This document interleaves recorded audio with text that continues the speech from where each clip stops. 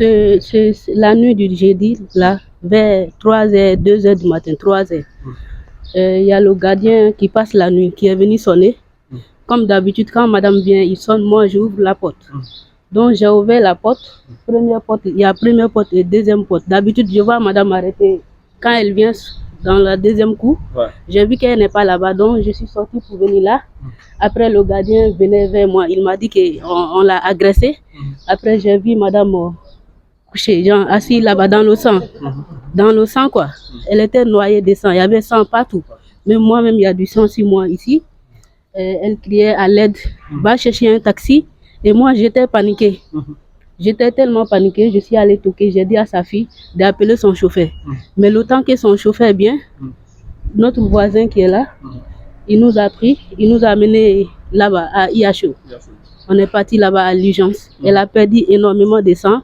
Nous-mêmes, on croyait qu'elle était vraiment morte. Moi et sa fille, on a commencé à pleurer dans la voiture. Moi, je disais, madame, ne nous laisse pas, si c'est pas qui va nous payer. Parce que c'est elle qui nous donne tout. Moi, je suis étrangère. Elle m'a pris comme sa fille, elle me donne tout ici. Si on la tue, comment qui va nous payer? Vraiment, je n'ai plus envie de rester, je ne me sens pas en sécurité. Je suis dessus. Il y a l'insécurité ici? Je ne sais pas, mais je suis dessus. Ça me fait mal. Ils ont voulu la tuer. Je l'ai vue, elle était dans le sang. Elle criait à l'aide. C'est le monsieur qui est venu, qui nous a aidés à l'amener à l'hôpital. Vraiment, c'était trop grave. J'ai du sang, tout mon habit c'était le sang. Même elle a, amène-moi le sachet. Elle avait un foulard là que le gardien qui passe la nuit a pris. Son foulard, tout est du sang. Même là-bas, tout est du sang. La voiture était là-bas. Vraiment, ce qui est arrivé là, je ne souhaite pas ça encore. Elle t'a parlé quelque chose hier? Non, elle ne m'a rien dit. Elle n'a pas parlé? Bon, avant cela, elle m'avait dit, elle nous avait dit ici qu'il y a un scooter qui la suit. Mais ça, il y a longtemps de cela. Qu'il y a un gars de scooter qui la suit. Donc, qu'on soit vigilant quand on part à la boutique avec son enfant, quand l'enfant part à l'école, qu'on soit vigilant, qu'elle a l'impression qu'il y a quelqu'un qui la suit tout le temps, quoi. Elle voit ça dans l'autre viseur de sa voiture. C'est ce qu'elle nous avait dit. Mais le moment qu'on l'a agressée, elle t'a rien dit? Elle ne m'a rien dit. Moi, elle était évanouie dans la voiture. Elle était évanouie. Je croyais qu'elle était partie. On l'a dit, madame, lève-toi. Je dis, bismillah, je te confie ma patronne. Moi et sa fille. Sa fille disait, maman, ouvre tes yeux, s'il te plaît, maman. Donc, c'était ça, quoi. Là, quel âge sa fille? Je ne connais pas l'âge de sa fille, mais elle doit avoir 13 ans comme ça. 13 ans. Est-ce que tu peux nous parler un peu sur madame? Non, je n'ai rien à parler sur madame parce que depuis, je peux parler qu'en bien d'elle. Moi, depuis que je suis ici, je n'ai rien manqué de rien. Elle nous donne à manger comme il le faut. Elle me traite bien. Elle ne m'a jamais traité comme étranger. Elle ne veut même pas que je me sente dans sa maison comme une étrangère. Et elle me fait confiance. Quand quelqu'un te fait confiance, il faut... C'est une femme qui est très gentille, c'est tout ce que je peux dire. Ouais. Elle est blessée où? Elle est blessée où il y avait tellement de sang que moi-même, je ne sais pas, mais on a vu des blessures. Moi, j'ai vu un gros trou jusqu'à on voit la chair, la viande de son. Il y avait tout son habit était mouillé. Tout était mouillé de sang. Depuis lors, tu as entendu quelque chose venant de l'hôpital? Ils avaient dit qu'il y a du mieux, mais je ne sais pas encore. Tu n'as pas encore l'élément? Oui.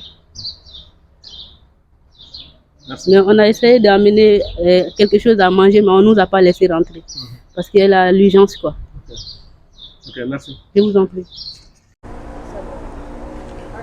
salaamaaleykum mbokk internet yi ñu seetaan suñu ay différentes plateformes ñu ngi leen di nuyu bu baax a baax di leen jaajëfal comme ni ñuy toppee tout le temps actualité tey ñu ngi fii nga xamante ne moom mooy Mamel retour sur le lieu d'agression de notre consoeur Maimouna Ndour Faye mu nekk juste action boo xamante ni vraiment képp kuy doomu aadama waxuma la ak journaliste ma ngi koy naqarlu bu baax a baax tey nag ñu wàccaat sur les lieux pour vous montrer li nga xam moom mooy dégâts yi fii amoon elle a perdu beaucoup trop de sang ba tey ma ngi ci loxo yi ñi nga xamante ni ñooy waa kër docteur pour saytu li nga xamante ni moom mooy wér-gu-yaramam mais avant ça dañ leen di wan li nga xamante ni moom lañ fi jot a constaté gis ngeen fii nga xamante ni moom la ñu taxaw nettement fii la daal di tëddoon daal di fi perte deret yu bëree bëri nettoyé nañ ko mais n'empêche des na ba tey mu nekk loo xamante ni métti na trop journaliste bu def liggéeyam ba wàcc war a ñibbi ñu daal di koy agressé def ko jëf ji te ba tey xamuñu kan moo def jëf ji xamuñu ndax ay action politique yi nga xamante ni moom la ñuy waxtaanee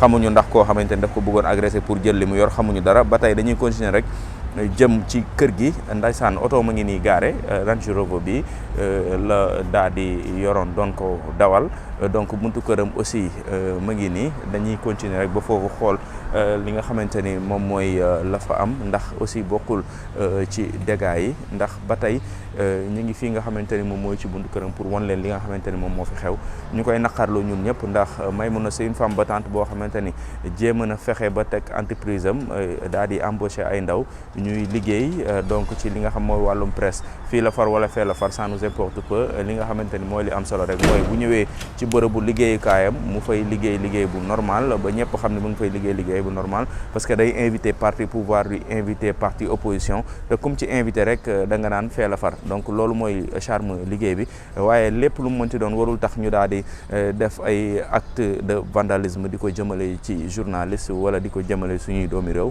parce que ku si nekk su ñun rek da ngaa yor ay responsabilité donc këram a ngi nii oto baa ngi nii Omar donc oto bi la doon dawal fii lañ ko gaare jamono ji ñuy wax ak yéen nag moom maa ngi fële nga xamante ni moom mooy hôpital donc ci militaires yi Yacho la nekk ñu koy saytu ñu koy ñaanal rek prompt rétablissement ndax vraiment dafa war a gaaw jug rétabliru te lii nag war nañ ci jël ay jàngat surtout état bi nga xamante ni ñoom ñoo yor suñuy kaaraange parce que journaliste yi boo xamante ni léegi booy waxati da ngay calculer ndax dinañ la gaañ wala duñ la gaañ wala dinañ la song wala duñ la song war nañ cee jug nag ndax fi mu ne nii dañoo nekk ci réewu démocratie dañoo am li nga xamante ni moom mooy la liberté de la presse donc suñu liggéey bu ñu koy liggéey normalement nag wax dëgg yàlla war nañ ñoo protéger état bi des ci war a jël ay matuwaayam te ñi nga xamante ne ñoo def geste bi jëf ju ñaaw ji ñu daal di leen di topp nag fa mbaxana doonee benn j'espère que ñi nga xamante ni ñoom ñoo commandité bile jëf ju ñaaw yoon daal di leen di teg loxo ci lu mu gën a gaawee enquête bi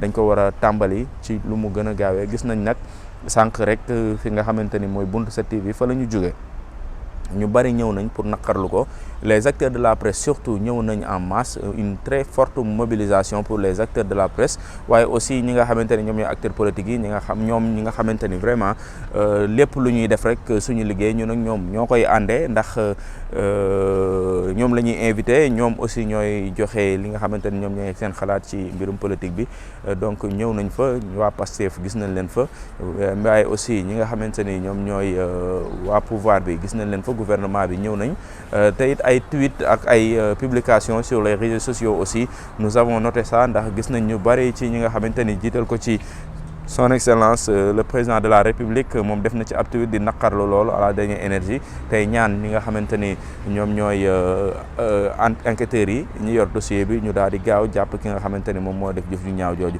waaye liñ ci gën a war a mën a seetlu rek war a mën a moytu it mooy li nga xamante ni mooy avis yi ñuy joxe te dara leeruñu si naan wax dëgg yàlla waa Pastef la ak waa pouvoir beeg ñi ne ñi ñoo def lii loolu waruñu ko jël di ko politiser ndax fi mu ne nii li ci ëpp solo mooy bakkanu ki nga xamante ni moom mooy Maimouna Ndour Faye mu daal di jug ci jàmm ak salaam daal di relever wu wér kocc pour mën a delluwaat ci activité am en attendant ñu daal di def li nga xamante ni moom mooy enquête bi je pense que loolu moo gën a logique ndax fi mu ne nii kenn fekkewul kenn xamul naka la demee donc waruñu see jël benn spéculation wala ñu koy jiiñ qui que ce soit ndax politique jaru ko te li nga xam moom mooy bakkan moo ëpp importance affaire politique bi nga xamante ni moom la ñuy waxtaanee ku nekk bëgg a jël sa morom di ko jiiñ wala ngay victimiser wu pour man c'est pas le lieu ni le moment le plus important mooy état de santé am ñu daal di koy toppatoo bu baax ba mu jug ci li nga xam moom mooy blessure am yi beneen bi si topp ñu def enquête bi fa mbaxana doonee benn ñu topp ki nga xamante ne moom moo def jëf ju ñaaw ji waaye réew mi fi mu ne nekk nag doy na waar ndax boo demee ba ay insécurité di am ci ñi nga xamante ni ñoom ñoo yëngatu ci presse wax dëgg yàlla ci moment bi ñu toll ku nekk war na mën a tiit donc état bi am na liggéey bi nga xamante ni moom moo ko war a def parce qu'il a le devoir de nous protéger donc on doit protéger tout le monde donc nañ renforcer li nga xam moom mooy sécurité bi ndax suñ ko bëggee def dinañ ko def ndax buñ ne suba marche day am wala manifestation non autorisée day am dañuy gis waaye takk der yi dañuy bari ci dëkk bi macha allah bari fi fees fi dell donc am nañ assez d'éléments pour nous protéger donc nañu protéger d'autant plus que moment bi ñu toll on est dans une période boo xamante ni période électorale la te wax dëgg yàlla tension yi mu ngi yéeg te aussi insécurité bi mu ngi yokk war nañu mën a góorgóorlu ci li nga xam moom mooy sécurité bi pour protéger ñu surtout ñi nga xamante ne ñoom ñooy journalistes yi donc ñu ngi leen di jaajëfal bu baax a baax di leen bàyyi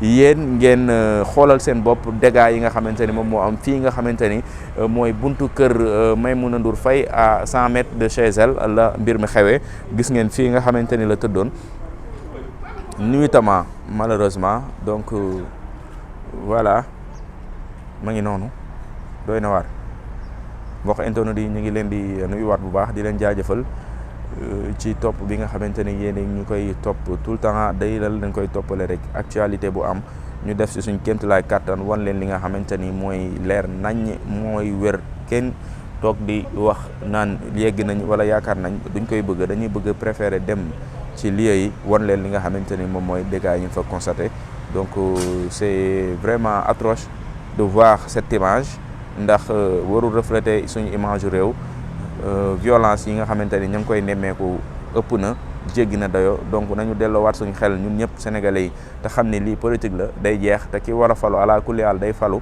donc na rafet dañ bañ see def lenn loo xamante ni ëllëg di nga toog wéet di ko rëcc bu baax a baax voilà Omar lii lañ leen indiloon ci suñu ay différentes plateformes di leen jégalu bu baax a baax ci kàddu yi bu fekkee am na ci loo xamante ni déplacé wu na c'était pas de notre volonté mais en tout cas lii lañ fi remarqué lii lañ fi seetlu métti na ñi ñaanalaat encore une fois Maimouna Ndour Faye di ko wax rek sois forte parce que lii passage la bu la waroon dal am na il va falloir que nga gérer ko relever waat de très rapidement possible di masawaat aussi waa équipe bu 7TV yëpp fi muy liggéeyee moom mi nga xam moom mooy directrice générale bi di jàmbaar moom it c'est une jeune dame mais gis nga li nga xamante ni moom la teg macha allah jërëjëf mbokk internet yi à très bientôt.